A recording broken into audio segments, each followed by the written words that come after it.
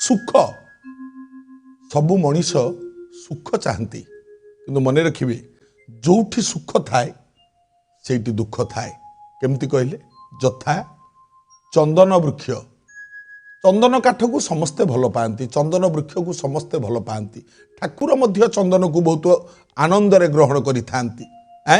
चंदन सुख दे थाए शांति दे थाए किंतु हेले कौन हम चंदन गछरे साप थाए नहीं कि अच्छा पद्म पद्म पानी रे थाए पद्म मध्य सुख दे थाए शांति दे थाए किंतु आमे जदि पद्म फूल तोलिबा को जिबा जल रे कुंभीर थाई पारे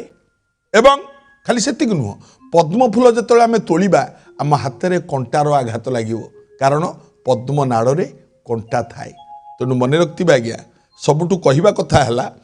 जोठी सुख भोग स्थान आपणकर से जगार किछि ईर्षाळु थिबे किंबा खड़ुआ लोक थिबे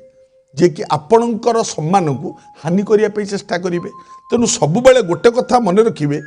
सुख भोग आଳରେ कौनसी ना कौनसी स्थान रे विघ्न आसीबो जथा चंदन गछरे साप पद्म फूल रे कंटा जोठी सुख थाए हेटी किछि विघ्न थाए जदि विघ्न को आपण अतिक्रम करि परिबे ताले सुख आपणक संगे रे रहिबो मानिले मंगल हबो।